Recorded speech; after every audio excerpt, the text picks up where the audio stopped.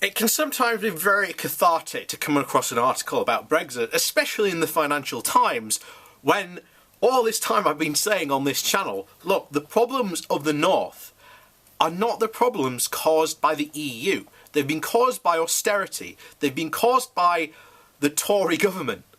That's where the problems have come from, not the EU. But the EU has been a very easy scapegoat for politicians to pin their blame on. Oh, we couldn't do this because of the EU. Oh, we couldn't do this because of the EU. It was such an easy, convenient vehicle for them to blame. And as I've said before on this channel, the idea of Europeanism has been defined as complete failure, while UKism has been built up to be a winner, when it couldn't be completely wrong. It has been our connections and our Europeanisms that has been a complete triumph, whereas the UK has, especially since the coalition government and the current Tory government, has been an absolute shambles to this country. But there you go. So what are we talking about? Well, as we said, Financial Times, what the UK's left behind areas want after Brexit. So Andrew Taylor knows why he voted for Brexit. He thinks it was a necessary form of shock therapy for a country in decline. We're going backwards, he said. At this point in my life, I'm ashamed to be British. The country's falling apart. The 32-year-old lives in Halifax, a West Yorkshire town, and Mr. Taylor complained his neighbour of Overton was on his side, as evidenced by drug taking, unemployment and litter all over the streets. Mr. Taylor, who works in a warehouse, wants the government to spend more on the police, on other public services, rather than send money to Brussels. He is among the 200 or so people on low income in deprived areas that mainly voted for Brexit in the 2016 EU referendum, who have been asked about their problems in their communities and the solutions they want politicians to pursue.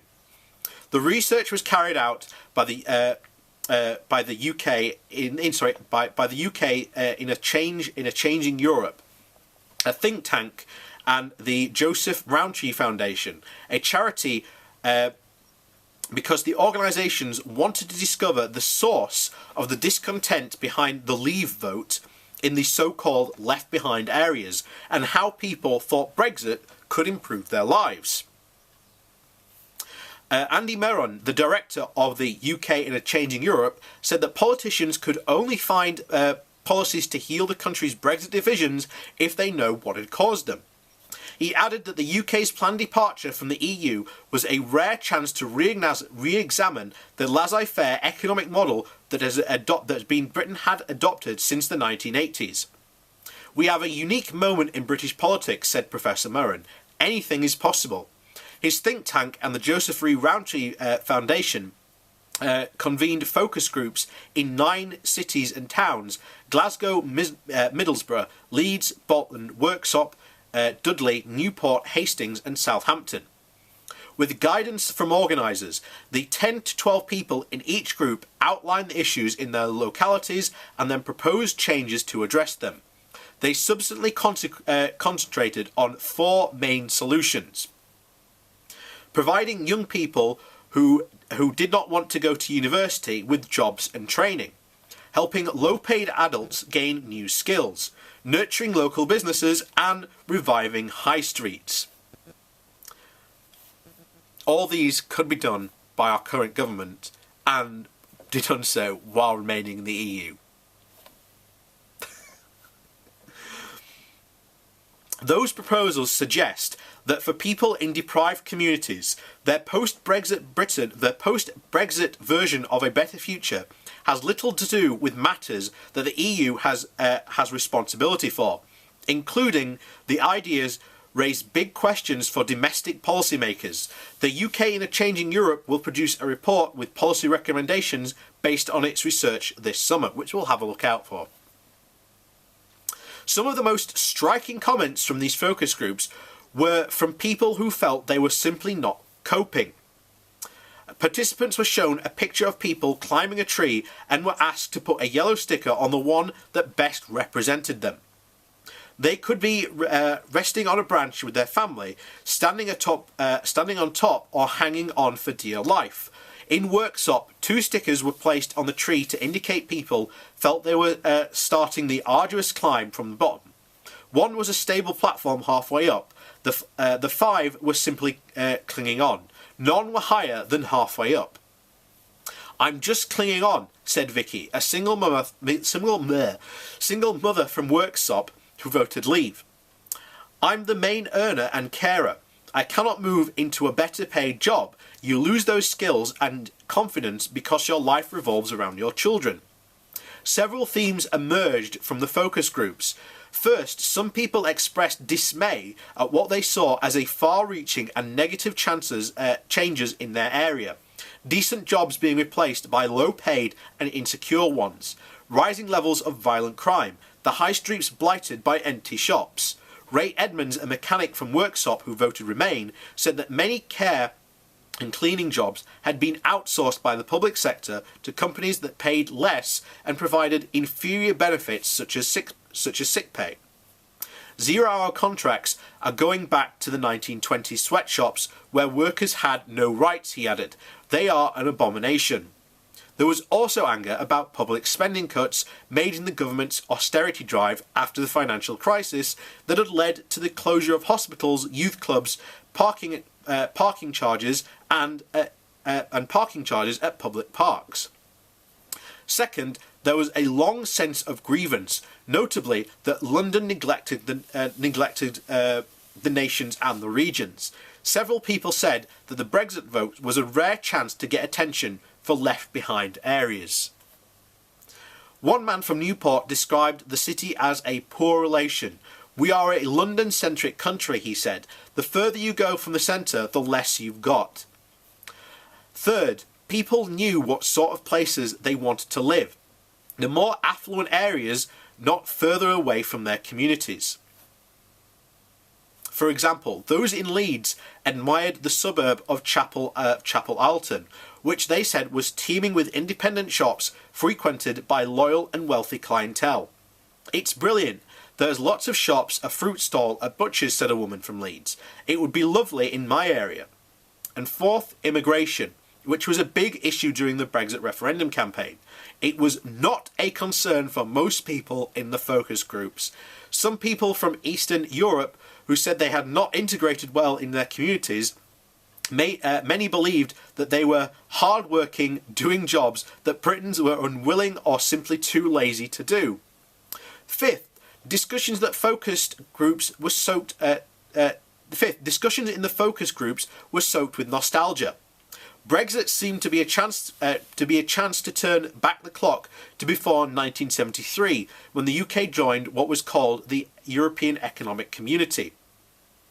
Samantha Bowden, a hairdresser from Newport who voted Remain, but understood why so many supported Leave, said that her town had once been a tight-knit community built around steel mills and the port. "It was a lovely place where everyone knew each other," she added. "It's so sad now to see all the homeless people and kids with no values."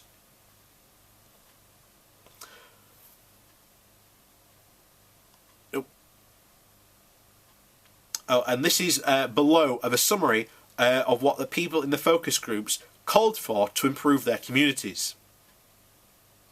So this is from Southampton, with a 54% vote share for Leave.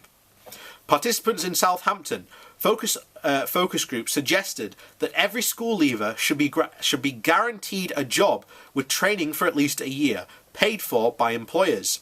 Harriet Clayton, who voted Remain, said that school leavers needed alternatives to going to university. "I got a stupid degree," she added, explaining how she studied acting but then realised she did not like the profession. Consumer brands such as food producers pay Mrs. Clayton to market their wares, handing out product samples in supermarket, for example. But she said that work has dropped off as companies reduced their spending after the Brexit referendum. She's also a freelance songwriter. In Newport, 56% share for leave. In Newport focus group, one person made a case for financial support for adults to learn new skills. Charlotte Watkins, a care worker who voted leave, said that many people were stuck on low wages because they could not afford to update their skills. She has a care qualification but earns the minimum wage and is dependent on universal credit, a welfare benefit that is reduced the more you work. Every extra pound I earn on overtime, they take it off from me. I feel trapped, she said. She applied for a pharmacy job, but they required a qualification, and she cannot afford to take time off to retrain. You should be able to earn while you learn, said Mrs. Watkins. Leeds, a 50.3% for Remain. The Leeds focus group favour better buses and tram services between the city and Manchester to get people to work. People in the group also backed reduced business rates for local companies and a tax on online businesses to level the playing field for high street retailers who pay rent, business rates and corporation tax. Councils should be given the money to promote shopping locally, they said. Chris Schofield, who voted leave, complained about the loss of the manufacturing industries. Factories making armaments and clothing were once sustained leads. We need to reinvest in homegrown things, he said. It's gone to China. We need to bring things back. We used to be a powerhouse, now we are a laughingstock. Are you noticing a pattern here? All these things have nothing to do with Europe, and it's all to do with the government ignoring and basically not fulfilling their duty of care.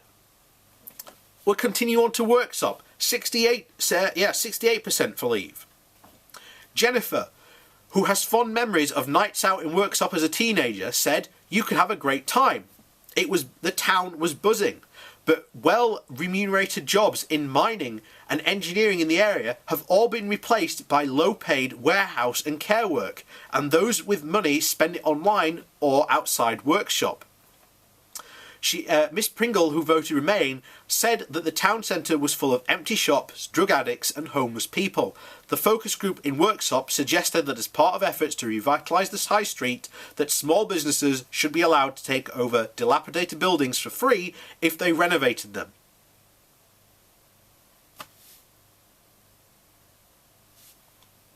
You know, what more do you want?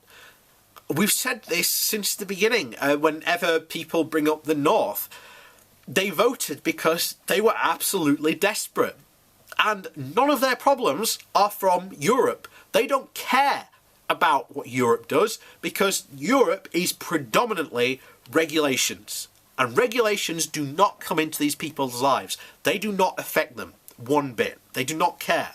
What they care is about having a good job and being able to have a decent wage and, making sure their community is a good one.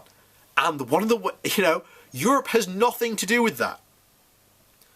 Europe actually provided money to help with that. Now imagine if the government had gone, okay, that European money, we're going to match it. So all that investment was doubled.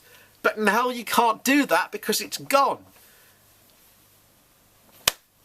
And, we've said it many times before. People who voted for Brexit were not voting to leave Europe because of the problems with Europe. They were voting to leave because of the problems in the UK that were not caused by Europe, but they were caused by the UK government. And most notably, austerity.